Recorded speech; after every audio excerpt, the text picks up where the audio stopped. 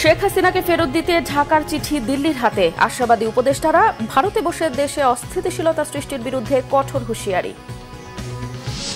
নির্বাচনের জন্য ৫ আগস্টের মতো ঐক্যের আহ্বান মির্জা ফখরুলের। প্রশাসনে সরকারের কর্তৃত্ব না থাকায় নানা সংকট, অভিযোগ বিএনপির। ফ্যাসিস্ট সরকারকে টেকাতে উচ্চ আদালত ব্যবহার করার অভিযোগ আইন উপদেষ্টার। মানিকের কলাপাতায় শুয়ে থাকা একটি দৃষ্টান্ত, চিফ প্রসিকিউটরের মন্তব্য। খুলনা থেকে ভোর ৬টায় ঢাকার উদ্দেশ্যে ছেড়েছে নতুন ট্রেন জাহানাবাদ এক্সপ্রেস। কমলাপুরে পৌঁছবে ১০টার দিকে।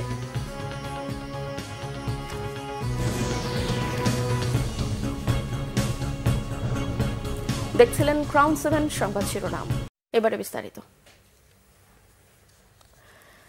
ছাত্র জনতার অভ্যুত্থানের মুখে দেশ ছেড়ে পালানো শেখ হাসিনাকে ফেরত পাঠাতে বাংলাদেশের পক্ষ থেকে একটি চিঠি পাওয়ার কথা জানিয়েছেন ভারতের পররাষ্ট্র মন্ত্রণালয়ের মুখপাত্র রণধীর জয়সওয়াল।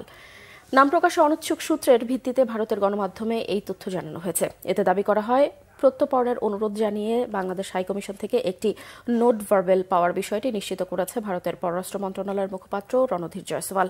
তিনি আরও জানিয়েছেন, এই মুহূর্তে এই বিষয়ে কোনো মন্তব্য করতে চায় না ভারত। নোট ভার্বেল হল একটি সই ছাড়া কূটনৈতিক বার্তা, যা তৃতীয় ব্যক্তির পক্ষ থেকে পাঠানো হয়। গত ৫ আগস্ট ছাত্র জনতার অভ্যুত্থানে পালিয়ে ভারতে আশ্রয় নেওয়ার পর থেকেই সেখানে আছেন শেখ হাসিনা।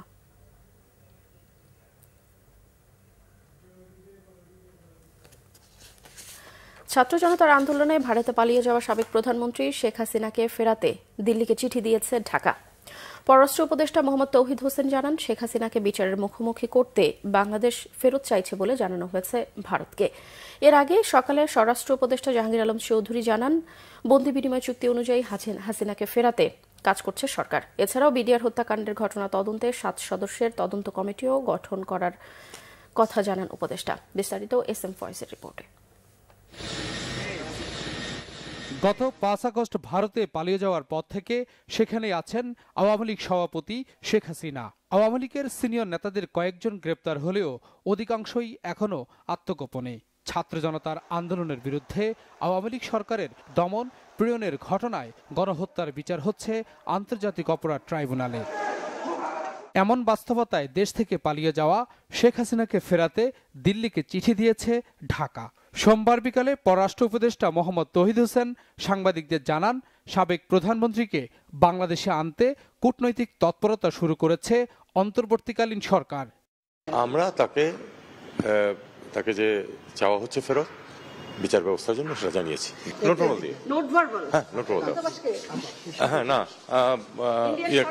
ভারত সরকারকে। এর আগে স্বরাষ্ট্র উপদেষ্টা অবসরপ্রাপ্ত লেফটেন্যান্ট জেনারেল জাহাঙ্গীর আলম চৌধুরী জানান, শেখ হাসিনাকে দেশে ফেরাতে কাজ করছে সরকার। পিলখানায় বর্ডার গার্ড বাংলাদেশের সদর দপ্তরে বিজিবি দিবস উপলক্ষে পদক প্রদান অনুষ্ঠানে তিনি এই কথা জানান। পাঠিয়ে দিয়েছি পররাষ্ট্র মন্ত্রণালয়ে, আমাদের চিঠি অলরেডি চলে গেছে ওনার এক্সট্রাডিশন করার জন্য। এটা প্রক্রিয়ার দিন আছে। আমাদের সাথে তো ওনাদের এক্সট্রাডিশন ট্রিটি একটা আছেই, ওই প্রক্রিয়া হবে, ওই চুক্তি অনুযায়ী হবে। এই সময় বিডিআর হত্যা নিয়ে তদন্ত কমিটি গঠনের কথাও জানান তিনি। এই কমিশনটা আমাদের মাননীয় প্রধান উপদেষ্টা উনি সিগনেচার করে দিয়েছেন, গতকাল রাত্রি উনি সিগনেচার দিয়ে দিয়েছেন। এবং আমাদের এই কমিটির সদস্য সংখ্যা হবে হলো 7 জন। এবং আমাদের এইখানকার এক মহাপরিচালক ছিলেন ALM ফজলুর রহমান, স্যারে হচ্ছেন এটার সভাপতি। এবং এর সাথে আমাদের সামরিক বাহিনী আরো 2 জন সদস্য থাকবেন। আমাদের সাথে যে মিয়ানমারের যে বর্ডারটা ছিল, এটা পুরাটা এখন আরাকান আর্মির দখলে চলে গেছে। এই লাস্টের যে মংডু ইটা ছিল, ওইটাও কিন্তু আরাকান আর্মির দখলে চলে গেছে। এখন যে আমাদের বিজিবির যে তাদের সাথে যে বর্ডারে যে একটা কথাবার্তা বলা, এটাও কিন্তু ওইরকম তাদের সাথে কোনো জায়গা নাই। এই জন্য আমাদের তাদের সাথে কথা বলতে হলে এখন কোনো শিপে গিয়া হয়তো কথা বলতে হয়তো আনঅফিসিয়ালি, তাও কিন্তু অফিসিয়ালি করা যাচ্ছে না, যেহেতু এই একটা সমস্যা তো আছে। নতুন করে রোহিঙ্গাদের প্রবেশ করতে না দেওয়ার বিষয়ে আগের সিদ্ধান্ত এখনো বহাল আছে, জানিয়েছেন স্বরাষ্ট্র উপদেষ্টা। SM Foyez, Bangla Vision, Dhaka. বাংলাদেশের একটি পারমাণবিক শক্তি প্রকল্প থেকে নিজের পরিবারকে প্রায় 400 কোটি পাউন্ড আত্মসাৎ করতে সহায়তার অভিযোগে যুক্তরাজ্যের টিউলিপ সিদ্দিকীকে জিজ্ঞাসাবাদ করা হয়েছে। গেল বৃহস্পতিবার টিউলিপকে এই বিষয়ে জিজ্ঞাসাবাদ করা হলেও বিষয়টি প্রকাশ্যে আসে রবিবার। ব্রিটিশ সংবাদ মাধ্যমের প্রতিবেদনে রূপপুরের ওই প্রকল্প থেকে শেখ হাসিনার পরিবার ও তার মন্ত্রীদের বিরুদ্ধে 3.9 বিলিয়ন পাউন্ড সরিয়ে নেওয়ার অভিযোগের কথা উল্লেখ করা হয়। এই বিষয়ে তদন্তের নাম এসেছে শেখ হাসিনার বোনের মেয়ে ও যুক্তরাজ্যের ক্ষমতাসীন লেবার পার্টির মিনিস্টার টিউলিপ সিদ্দিকীর। ফলে যুক্তরাজ্যের ক্যাবিনেট অফিসের একটি টিম টিউলিপকে জিজ্ঞাসাবাদ করে। বর্তমানে টিউলিপ সিদ্দিকী লেবার পার্টির economic secretary to the treasure and city minister হিসেবে দায়িত্ব পালন করছেন। তার কাজ যুক্তরাজ্যের অর্থবাজারের ভেতরে দুর্নীতি সামাল দেয়া। ভারতে বসে বাংলাদেশকে অস্থিতিশীল করার কথা যারা ভাবছে তাদের দেশে এনে শাস্তির মুখোমুখি করার হুঁশিয়ারি দিয়েছেন তথ্য ও সম্প্রচার উপদেষ্টা নাহিদ ইসলাম। এদিকে জুলাই আগস্ট হত্যাকাণ্ডের বিচারকে অগ্রাধিকার এবং হতাহতদের পরিবারের পুনর্বাসনের আশ্বাস দিয়েছেন প্রধান উপদেষ্টার প্রেস সচিব শফিকুল আলম। বিস্তারিত নাবিল জাহাঙ্গীরের রিপোর্টে। 5 আগস্ট শেখ হাসিনার সরকারের পতনের দিনেও নির্বিচারে ছাত্র জনতার ওপর গুলি চালায় পুলিশ। উত্তরার আজমপুরে গুলিতে আহত হয় 12 বছরের শিশু আরাফাত। 4 মাস চিকিৎসাধীন থাকার পর ঢাকার সিএমএইচে রবিবার মৃত্যু হয় তার। সোমবার বিকেলে কেন্দ্রীয় শহীদ মিনারে আরাফাতের নামাজে জানাজা অনুষ্ঠিত হয়। এ সময় জুলাই আগস্ট শহীদদের জন্য রাষ্ট্রীয় মর্যাদার দাবি জানান শহীদদের স্বজনরা। কারো যেন সন্তান এই দেশের ভিতরে এরকম গুলিবিদ্ধ যাতে না হয়, আর যারা এই দেশের জন্য গুলিবিদ্ধ হয়ে শহীদ হয়েছে প্রত্যেকের জন্য শহীদি মর্যাদা যেন যতদিন বাংলাদেশ থাকে সুষ্ঠু বাংলাদেশ এবং শহীদি মর্যাদার জন্য পায়। ছাত্র জনতার আন্দোলন দমনে বর্বরতার বিচারের পাশাপাশি হতাহতদের পরিবারের পুনর্বাসনের দাবিও উঠে আসে। এখনো দিল্লি থেকে ষড়যন্ত্র চলছে, আপনারা জানেন। এই ষড়যন্ত্র আমাদের ঐক্যবদ্ধভাবে মোকাবেলা করতে হবে। আমরা প্রত্যেকে আরাফাতের পরিবারের পাশে থেকে যার যতটুকু ক্ষমতা সেই ক্ষমতা নিয়ে এই শহীদ পরিবারের পাশে আমাদেরকে থাকতে হবে। আমরা যেন আমার এক শহীদ পরিবারকে অন্তত এটুকু বলতে পারি যে যেই খুনিরা আমার ভাইদের কিভাবে শহীদ করেছে সেই খুনিদের বিচারে বাংলার মাটিতে হয়েছে। আমরা যেন খুনি হাসিনা কিভাবে নির্মমতা চালিয়েছে বিগত 16 বছর এবং বিগত অভ্যুত্থানের সময় দয়া করে আমরা যেন এটি ভুলে না যাই। জানাজায় অংশ নিয়ে প্রধান উপদেষ্টার প্রেস সচিব শফিকুল আলম জানান, জুলাই হত্যাকাণ্ডের বিচারকে অগ্রাধিকার দিচ্ছে সরকার। তথ্য ও সম্প্রচার উপদেষ্টা নাহিদ ইসলাম বলেন, শেখ হাসিনাকে দেশে ফিরিয়ে এনে বিচারের মুখোমুখি করা হবে। যারা ইন্ডিয়াতে আশ্রয় নিয়েছে এবং ভাবছে যে বাংলাদেশকে তারা বাইরে থেকে অস্থিতিশীল করবে, তাদেরকে বলবো যে বিচারের সম্মুখীন হওয়ার জন্য মানসিকভাবে প্রস্তুতি নিন। শেখ হাসিনা বাংলাদেশে আসবে কেবলমাত্র বিচারের মুখোমুখি হওয়ার জন্য, ফাঁসির কাস্টে ঝোলার জন্য। বাংলাদেশ যতদিন আছে, বাংলাদেশের যত রকমের গভর্নমেন্ট আছে, এইটা হবে আমাদের টপ প্রায়োরিটি। যেই আসুক এই প্রত্যেকটা খুনের বিচার হবে। 4 বছরের ছেলেকে মেরেছে, 12 বছরের আরাফাত মেরেছে, সে 5টার সময় ওইখানে আসছে, সেখানে গুলি করে তোরা পূর্ব থানার থেকে গুলি করে তাকে মেরে ফেলেছে। জানাজা শেষে শহীদ মিনার থেকে রাজু ভাস্কর্য পর্যন্ত মিছিল করে বৈষম্য বিরোধী ছাত্র আন্দোলন। নাবিল জাহাঙ্গীর, বাংলা ভিশন, ঢাকা। ভোটাধিকারের জন্য 5 আগস্টের মতো আবারও ঐক্যবদ্ধ হয়ে রাজপথে নামার প্রস্তুতি নেওয়ার আহ্বান জানিয়েছেন বিএনপি মহাসচিব মির্জা ফখরুল ইসলাম আলমগীর। বিএনপি গত 15 বছর রাজপথে লড়াই করেছে বলেই ছাত্র জনতা ফ্যাসিবাদী সরকারের পতন ঘটাতে পেরেছে বলেও মন্তব্য করেন তিনি। আরও জানাচ্ছেন এসএম ফয়েজ। সোমবার ঠাকুরগাঁয়ের শিবগঞ্জ ডিগ্রি কলেজ মাঠে সমাবেশ করে জেলা বিএনপি। এতে দলের মহাসচিব মির্জা ফখরুল ইসলাম আলমগীর বলেন, শেখ হাসিনা ভারতে বসে ষড়যন্ত্র করছে। দেশের এই সংকটকালীন সময়ে দায়িত্বশীল ব্যক্তিদের উত্তেজনাপূর্ণ ও বিভ্রান্তিকর বক্তব্য দেওয়া থেকে বিরত থাকা উচিত। বিএনপি নির্বাচনের মাধ্যমে জনগণের ক্ষমতা প্রতিষ্ঠা করতে চায়। দেশের জন্য প্রয়োজনে আরেকটা লড়াই হবে বলেও মন্তব্য করেন তিনি। আপনারা কি সত্যি সত্যি পরিবর্তন চান, নাকি আবার ওই আওয়ামী লীগের নৌকাতে ফিরে যেতে চান? চান নাকি? তাহলে কিন্তু ওই যেমন 5ই আগস্ট সবাই মিলে রাস্তায় নামছিলেন, তাহলে আবারও সেই মতো ঐক্যবদ্ধ হয়ে রাস্তায় নামতে হবে। রাস্তায় নামতে হবে নিজের অধিকার আদায়ের জন্য, ভোটের অধিকার আদায়ের জন্য, ভাতের অধিকার টানার জন্য, এবং ন্যায় বিচার পাওয়ার জন্য। এদিকে বিএনপির চেয়ারপারসন বেগম খালেদা জিয়ার সুস্থতা কামনায় নয়াপল্টন কেন্দ্রীয় কার্যালয়ে দোয়া মাহফিলের আয়োজন করে জাতীয়তাবাদী মুক্তিযোদ্ধা দল। এ সময় বিএনপির সিনিয়র যুগ্ম মহাসচিব রুহুল কবির রিজভী বলেন, রাজনৈতিক সিদ্ধান্তেই আন্দোলন সংগ্রাম ও স্বৈরাচারের পতন হয়েছে। আপনারা তো সেই রিমান্ডের মধ্যে ছিলেন না, আপনারা তো সেই নির্যাতন ভোগ করেননি, সেটা তো আমাদেরকে করতে হয়েছে। আর আপনারা বলছেন রাজনীতিবিদরা তারা এতদিন কিছু করতে পারেননি। এতদিন যা কিছু হয়েছে সেটা তো রাজনৈতিক সিদ্ধান্তেই হয়েছে। এখন একটি ভিন্ন পরিস্থিতি, আপনাদের উপর বিশ্বাস রাখা হয়েছে, সেই বিশ্বাসটা আপনারা সকলকে নিয়ে আপনাদের বিশ্বাসটা রক্ষা করবেন, সংরক্ষণ করবেন। তা না হলে তো আপনাদের প্রতিও তো মানুষ বিরূপ হতে থাকবে। অন্যদিকে বিএনপির স্থায়ী কমিটির সদস্য ডাক্তার AZM জাহিদ হোসেন বলেন, জুলাই বিপ্লবে ছাত্র জনতার হত্যাকারীদের বিচারের কাঠগড়ায় তুলতে হবে, নইলে শহীদদের রক্তের সাথে বেইমানি করা হবে। সোমবার দুপুরে সুনামগঞ্জের ছাতক উপজেলায় কর্মী সভায় প্রধান অতিথির বক্তব্যে এসব কথা বলেন তিনি। আপনারা লক্ষ লক্ষ কোটি টাকা বিদেশে পাচার করেছেন, ব্যাংকগুলোকে ফোকলা করে দিয়েছেন, দ্রব্যমূল্যের ঊর্ধ্বগতিতে দেশের মানুষের জীবন আজকে দুর্বিষহ। প্রত্যেকটা জিনিসের হিসাব তো আপনাদেরকে দিতেই হবে। সিরাজগঞ্জ জেলা বিএনপির মতবিনিময় সভায় প্রধান অতিথি ছিলেন বিএনপির চেয়ারপারসন বেগম খালেদা জিয়ার উপদেষ্টা আব্দুস সালাম। বলেন, ইতিহাস থেকে আওয়ামী লীগ শিক্ষা গ্রহণ করেনি। বিএনপি শুধু ক্ষমতায় বিশ্বাস করে না, বিএনপি জনগণের ক্ষমতায় বিশ্বাস করে। SM Foyez, Bangla Vision, Dhaka.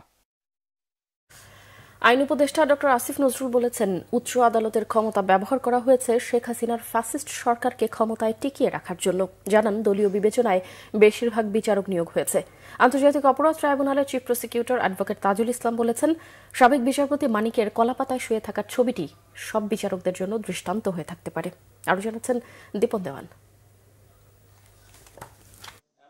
রাজধানীর সিডাপ মিলনায়তনে গণতান্ত্রিক পুনর্গঠনের জন্য সংলাপ শীর্ষক সেমিনারের আয়োজন করে centre for governance studies CGS। অনুষ্ঠানে বক্তারা বলেন, উচ্চ আদালতের বেশিরভাগ বিচারক নিয়োগ হয়েছে দলীয় বিবেচনায়। সুপ্রিম কোর্টের আইনজীবীদের সিন্ডিকেটের কারণে দুর্নীতি মামলার খরচ বাড়ে। জাস্টিস শামসুদ্দিন চৌধুরী মানিক সিলেট সীমান্তে যখন কলার পাতায় শুয়ে আছে, ওই ছবিটা সব আদালতের পেছনে টানিয়ে রাখা উচিত। তাহলে সবাই বুঝতে পারবে যে আসলে বিচারকদের কি ভূমিকা থাকা উচিত। সুপ্রিম কোর্টের প্রধান বিচারপতি বসে বসে যেটা করতেন, যে তিনি ফেসবুক এবং ইউটিউবে দেখতেন কোন কোন বিরোধী নেতা বা কোন ব্যক্তি সরকারের বিরুদ্ধে বক্তৃতা দেয়। ওনার একটা সেল গঠন করেছিলাম, আমি ব্যক্তিগতভাবে এটার ভিকটিম আমি জানি। তাদের কাজ ছিল কে কে বক্তৃতা দিল, সরকারের বিরুদ্ধে খুব তীক্ষ্ণ বক্তৃতা দিয়েছে, তাকে কোনো না কোনো ফর্মে আদালতে এনে আদালত অবমাননার মামলায় ফেলা। সামনের বাজেটে জুডিশিয়ারির বাজেট 10,000 কোটি টাকা করেন, আর আপনি 2000 বিচারক নিয়োগ দেন এই মুহূর্তে, 100 বিচারপতি নিয়োগ দেন এই মুহূর্তে। হতে পারে এটা নিয়ে অনেক সমালোচনা হবে, কিন্তু এর ফলে জুডিশিয়ারি অন্তত 50 বছর এগিয়ে যাবে। রুট কজ শর্টেজ অফ জাজ। মত পোষণ করছি যে 1000 বিচারক এখনই বসানো হোক বা 20,000 বা 200 what ever, because I think অভিজ্ঞতা একটা ব্যাপার। এখানে আপনি সবাইকে বসাই দিলেন, নামাই দিলেন, আই ডোন্ট থিঙ্ক তাতে কাজ হবে। আপনার অভিজ্ঞ ব্যক্তিদেরকেও লাগবে। গণতান্ত্রিক পুনর্গঠনের সংলাপে আইন উপদেষ্টা বলেন, অপরাধ প্রমাণিত হওয়ার আগেই জামিন নাকচ করার চর্চা ছিল উচ্চ আদালতে। যেসব বিষয়ে জাতীয় ঐকমত্য আছে সেসব সংস্কার কার্যকর করার মৌখিক অনুমতি দিয়েছেন প্রধান উপদেষ্টা ও সংস্কার কমিশনের প্রধান। উচ্চ আদালতের এই ক্ষমতা ব্যবহার করা হয়েছে শেখ হাসিনার ফ্যাসিস্ট শাসনামলকে শক্তিশালী করার জন্য, ওই নির্যাতন যন্ত্রকে আরো নির্মম করার জন্য, সাধারণ মানুষের অধিকার হরণ করার জন্য। দেশে 5 বছর পর পর নির্বাচন হলে, জনগণের রায় প্রকৃতভাবে প্রতিফলিত হলে, বাংলাদেশে যে অত্যাচারী দলগুলো আছে, শাসক দলগুলো, তারা এতটা অত্যাচারী হতে পারে না। এটা আমরা 91-এ দেখেছি, 96-এ দেখেছি, 2001-এ দেখেছি। আদালতে যদি হয় সবচেয়ে দুর্নীতিগ্রস্ত, সবচেয়ে পলিটিক্যাল পার্টির প্রতি সবচেয়ে লয়াল, সবচেয়ে দলবাজ, তাহলে এই নিম্ন আদালত স্বাধীনতা দিয়ে আপনি কি করবেন? ঠিক না? তাহলে প্রথম আমাকে ফিক্স করতে হবে উচ্চ আদালত। উচ্চ আদালত ফিক্স করতে হলে প্রথম যেটা করতে হবে সেটা হচ্ছে নিয়োগটা ঠিক করতে হবে। নিয়োগের সময় যদি জয় বাংলা বা জিন্দাবাদ বলা লোক শুধুমাত্র বিচারক হবে, এটা নিশ্চিত হয়ে যায়, তখন তো আর ওই উচ্চ আদালতের কাছে আপনি কিছু আশা করতে পারেন না। বিচার বিভাগ সংস্কার একটি চলমান প্রক্রিয়া, সংস্কার ছাড়া কোনো গতি নেই বলেও মন্তব্য করেন আইন উপদেষ্টা। দীপন দেওয়ান, বাংলা ভিশন, ঢাকা। পরিকল্পনা উপদেষ্টা ওয়াহিদ উদ্দিন মাহমুদ বলেছেন, রেমিটেন্স ও বৈদেশিক লেনদেনে ভারসাম্যে স্বস্তি ফিরলেও কোনোভাবেই মূল্যস্ফীতি নিয়ন্ত্রণ করা যাচ্ছে না। এ বিষয়ে সরকার সর্বাত্মক চেষ্টা করছে বলেও জানান তিনি। রিপোর্ট সৈয়দ আব্দুল মুহিতের। প্রধান উপদেষ্টা অধ্যাপক ডক্টর মোহাম্মদ ইউনুসের সভাপতিত্বে রাজধানীর শেরেবাংলা নগরের এনএসি সম্মেলন কক্ষে জাতীয় অর্থনৈতিক পরিষদের নির্বাহী কমিটি সভা হয়। প্রায় ১,৯৭৮ কোটি টাকার 10টি প্রকল্প অনুমোদন পায় এতে। বৈঠকের পর ব্রিফিংয়ে পরিকল্পনা উপদেষ্টা ওয়াহিদ উদ্দিন মাহমুদ জানান, সামগ্রিক স্থিতিশীলতার জন্য ঘাটতি বাজেট করবে না সরকার। প্রয়োজনে উন্নয়ন বাজেট কমানো হতে পারে। জানুয়ারির শেষ দিকে সংশোধিত বাজেট দেয়া হতে পারে বলেও জানান তিনি। মূল্যস্ফীতি তো খুব কমানো যাচ্ছে না, একটু একটু কমানো যাচ্ছে। মূল্যস্ফীতি আর মূল্যস্তর এক কথা নয়। আলুর দাম অনেক বেশি, কিন্তু এই আলুর দাম বেশি থেকে যদি এইখানেই থাকে তাহলে কিন্তু মূল্যস্ফীতি আলুর ক্ষেত্রে শূন্য। এটা অনেকে বোঝে না, অনেকে মনে করে মূল্যস্ফীতি কমানো মানে হলো দাম কমে যাওয়া। মূল্য একবার বেড়ে গেলে পৃথিবীর কোনো দেশেই যে সাধারণভাবে সব কিছু কমে আসে, শাকসবজির দাম যেই ফ্লাকচুয়েট করে, তরি তরকারির দাম, এগুলো কিন্তু পুরো জিনিসটা একটা গড় ইনফ্লেশনের আশেপাশেই ঘোরাফেরা করে। পরিকল্পনা উপদেষ্টা জানান, প্রকল্প নেয়ার ক্ষেত্রে জনগণের সম্পৃক্ততার বিষয়টি খেয়াল রাখতে হবে। গ্যাস অনুসন্ধানে পদক্ষেপ না নেওয়ায় বিগত সরকারের সমালোচনা করেন তিনি। এতদিন এই গ্যাসের রিজার্ভগুলো দিকে না তাকিয়ে আমরা কেন এলএনজি ইম্পোর্টের দিকে এত বেশি বা কয়লা দিকে এত বেশি ঝুঁকে গেলাম? দরকার হতো, কিন্তু নিজেদের যে গ্যাস আছে এগুলোকে তো আরও বেশি কাজে লাগানো, অনুসন্ধান করা উচিত ছিল। বাপেক্সের যদি সক্ষমতার অভাব আছে তাহলে বাপেক্সকে আরও শক্তিশালী করার দরকার ছিল। প্রকল্পে দুর্নীতি হলে তা দেখা দুদকের কাজ বলেও জানান পরিকল্পনা উপদেষ্টা। মন্ত্রণালয় তো দুর্নীতির বিরুদ্ধে সংগ্রাম করছে না। সৈয়দ আব্দুল মুহিত, বাংলা ভিশন, ঢাকা। শুরু হয়েছে পদ্মা সেতু হয়ে খুলনা ঢাকা ট্রেন চলাচল। খুলনা থেকে ভোর ৬টায় ঢাকার উদ্দেশ্যে ছেড়ে এসেছে নতুন ট্রেন জাহানাবাদ এক্সপ্রেস। ট্রেনটি পদ্মা সেতু পাড়ি দিয়ে পৌঁছবে কমলাপুর রেল স্টেশনে। নতুন এই রেল লাইনে দূরত্ব কমবে ২৩১ কিলোমিটার।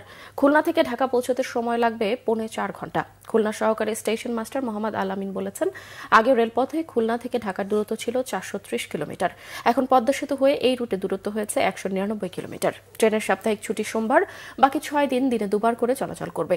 রেলওয়ের ডিভিশনাল ম্যানেজার শাহ সুফি নূর মোহাম্মদ জানিয়েছেন, জাহানাবাদ ট্রেনটি খুলনা থেকে কাশিয়ানী ও নড়াইল হয়ে পদ্মা সেতু দিয়ে কমলাপুরে পৌঁছবে। ঢাকা থেকে আবারও একইভাবে রাতে খুলনায় পৌঁছবে। ট্রেনে বিভিন্ন শ্রেণীর সিট সংখ্যা ৭৬৮টি। ট্রেনে ১১টি যাত্রীবাহী কোচ এবং একটি লাকেজ ভ্যান রয়েছে। এই লাকেজ ভ্যানের মাধ্যমে খুলনা এবং আশপাশের জেলাগুলো থেকে বিভিন্ন মালামাল ঢাকায় আনা যাবে। ঢাকার উদ্দেশ্যে নড়াইল হয়ে কাশিয়ানী ভাড়া হয়ে এক ঐতিহাসিক যাত্রার সাক্ষী হতে যাচ্ছি। ধন্যবাদ সবাইকে। খুব কম সময়ের ভিতরে আমরা যে অফার করতে পারবো, এটা সব থেকে বেশি ভালো লাগতেছে। ঢাকা থেকে আগে যে রুটে ট্রেন পরিচালনা করা হতো, প্রথমে যমুনা ব্রিজে প্রায় ৪১২ কিলোমিটার আমাদেরকে অতিক্রম করতে হতো। এখন বিকল্প পথে যেটা চলতো সেটা প্রায় ৩৭৫ কিলোমিটার দীর্ঘ পথ পাড়ি দিয়ে এটা ঢাকায় যেতে হতো। এখন যে রুটে আজকে ট্রেন চলবে সেটা মাত্র ১৯৮ কিলোমিটার। মাত্র ৮ মাস সংসদ সদস্যের দায়িত্ব পালনের মধ্যেই হাজার কোটি টাকার সম্পদ গড়েছেন ২০২৪-এর ডামি নির্বাচনের একাধিক এমপি ও মন্ত্রী। অর্থ পাচার ও অবৈধ সম্পদ অর্জনের অপরাধে আওয়ামী লীগের ২ মন্ত্রী ও ২ এমপির বিরুদ্ধে মামলা করেছে দুদক। রিপোর্ট ফরুক বাবুর। অর্থ লোপাটের জন্য ২০১৫ সালে ব্রাজিল থেকে ৪০০ কোটি টাকার পচা গম আমদানি করে খাদ্যমন্ত্রী হিসেবে বিতর্কের জন্ম দেয়া কামরুল ইসলাম, তার বিরুদ্ধে অনিয়মের সত্যতা পেয়ে মামলা করেছে দুদক। বিদেশে টাকা পাচার ও অবৈধভাবে দেশ বিদেশে সম্পদ গড়ে তুলেছেন কামরুল ইসলাম। তার স্ত্রী, ছেলে ও মেয়ের সম্পদের গড়মিল থাকায় তাদের বিরুদ্ধেও আইনি পথে হেঁটেছে দুদক। তিনি ৬,২৯ লক্ষ টাকারও বেশি জ্ঞাত আয়ের উৎসের সাথে সম্পদ অর্জন করার অপরাধে এবং উক্ত সম্পদ স্থানান্তর, রূপান্তর, হস্তান্তর সহ 15টি ব্যাংক হিসাবে 21,18,00,000 টাকারও বেশি টাকা অস্বাভাবিক লেনদেনের অভিযোগে এটি মামলা রুজু করা হয়েছে। শেখ হাসিনার সবশেষ মেয়াদে প্রথমবারের মতো সংসদ সদস্য হন দুর্যোগ ও ত্রাণ মন্ত্রণালয়ের সাবেক প্রতিমন্ত্রী মুহিবুর রহমান মুহিব। 23টি ব্যাংকে 23 কোটি টাকার বেশি সন্দেহজনক লেনদেন করেন সাবেক এই মন্ত্রী। তার স্ত্রীর ব্যাংক হিসাব থেকেও হয়েছে অবৈধ লেনদেন। 23,72,00,000 টাকারও বেশি টাকা লেনদেন সহ মানি লন্ডারিং এর সম্পৃক্ত অপরাধ, দুর্নীতি ও ঘুষ সংগঠনের মাধ্যমে উক্ত অসাধু উপায়ে অর্জিত সম্পদ হস্তান্তর, রূপান্তর এবং স্থানান্তরের অপরাধে এটি মামলা রুজু করা হয়েছে। একই অবস্থা 2024 সালের ডামি নির্বাচনে জয়লাভ করা সিরাজগঞ্জ 2 আসনের এমপি জান্নাত আরা হেন্নি মাত্র 8 মাস সংসদ সদস্যের দায়িত্ব পালনের মধ্যেই 2,000 কোটি টাকার বেশি সম্পদ গড়েছেন তিনি। তার স্বামীর সম্পদও বেড়েছে বিদ্যুৎ গতিতে।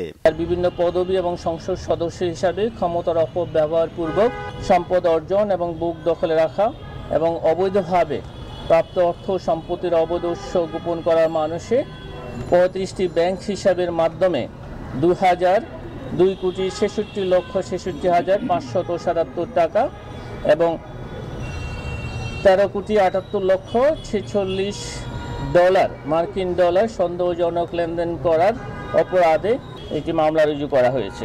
একবার এমপি হয়েই বগুড়া 2 আসনের শওকত হাসানুর রহমান রিমন বনে যান কোটি কোটি টাকার মালিক। দশম জাতীয় সংসদের এই এমপি ও তার স্ত্রীর সম্পদের পাহাড়ের তথ্য পেয়েছে দুদক। অর্থ পাচার করেছেন বাংলাদেশ ব্যাংকের সাবেক ডেপুটি গভর্নর এসকে সুর। অবৈধ অর্থ অর্জন ও পাচারের সত্যতা পাওয়ায় মামলা হয়েছে তার স্ত্রী ও মেয়ের বিরুদ্ধেও। ফররুখ বাবু, বাংলা ভিশন, ঢাকা। সংবাদ শেষ করব ক্রাউন 7 শিরোনামগুলো আরো একবার জানিয়ে। শেখ হাসিনাকে ফেরত দিতে ঢাকার চিঠি দিল্লির হাতে, আশাবাদী উপদেষ্টারা। ভারতে বসে দেশ অস্থিতিশীলতা সৃষ্টির বিরুদ্ধে কঠোর হুঁশিয়ারি। নির্বাচনের জন্য 5 আগস্টের মতো ঐক্যের আহ্বান মির্জা ফখরুলের। প্রশাসনে সরকারের কর্তৃত্ব না থাকায় নানা সংকট, অভিযোগ বিএনপির। ফ্যাসিস্ট সরকারকে টেকাতে উচ্চ আদালতকে ব্যবহারের অভিযোগ আইন উপদেষ্টার। মানিকের কলাপাতায় শুয়ে থাকা একটি দৃষ্টান্ত, চিফ প্রসিকিউটরের মন্তব্য। খুলনা থেকে ভোর 6টায় ঢাকার উদ্দেশ্যে ছেড়েছে নতুন ট্রেন জাহানাবাদ এক্সপ্রেস। কমলাপুর পৌঁছবে 10টার দিকে।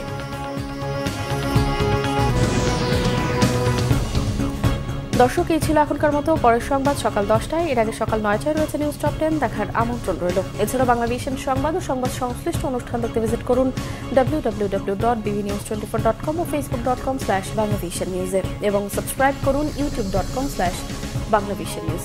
এতক্ষণ সঙ্গে থাকায় ধন্যবাদ সবাইকে।